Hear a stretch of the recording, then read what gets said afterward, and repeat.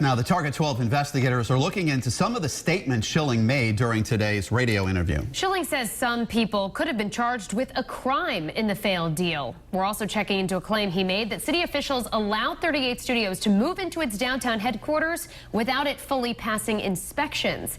Target 12 investigator Tim White's been tracking the failed deal for years and joins us in studio now with what he's found. And Tim, you spoke to Schilling right after that interview. Yeah, I did, because we're looking for a little more information, a little more clarity after a 3-hour radio interview during which Schilling lobbed some very serious accusations at key players in the failed deal. He did confirm for me that he was interviewed by state police detectives.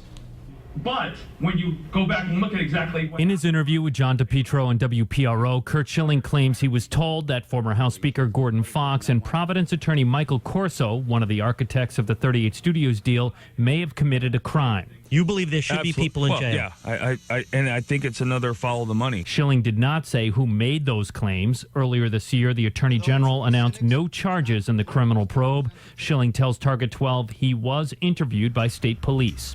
Did you go before a grand jury? No, nothing. I never got subpoenaed. What were you asked about in that interview with Just state what police? I remember, just about the events, about what happened when and who and what I could remember and what I couldn't. Corso's attorney shot back in a scathing statement accusing Schilling of slander. He wants to blame everyone but himself for making what has proven to be a very poor business decision, not only for himself and the state of Rhode Island, but Mr. Corso as well. Separately, Schilling also made this claim about the former Providence headquarters of 38 Studios.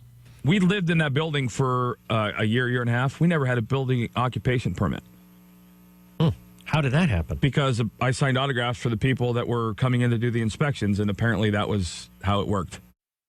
So we looked into this claim as well, and we found these temporary occupancy permits for the 38 Studio building, so they were legally allowed to be in there. But Mike and Shannon, we did find that they are temporary, and they expired 8 months before the actual collapse of 38 Studios. Now, Schilling did settle the state civil suit to some of the key players in the deal. Is that the reason why he did this radio interview today? I think that's probably part of why he did it, but he did say during the interview that he is a witness for the trial, and there still is one defendant, and that's First Southwest. That will be interesting, Mike, because unlike a radio interview, he has to raise his hand, and he will be under oath in that courtroom.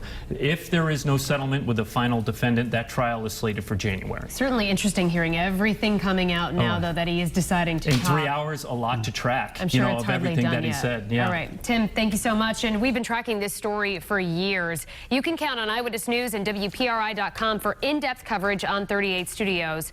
Online right now, you can read more about what Kurt Schilling had to say today, and you can find a timeline of the events going all the way back to 2009.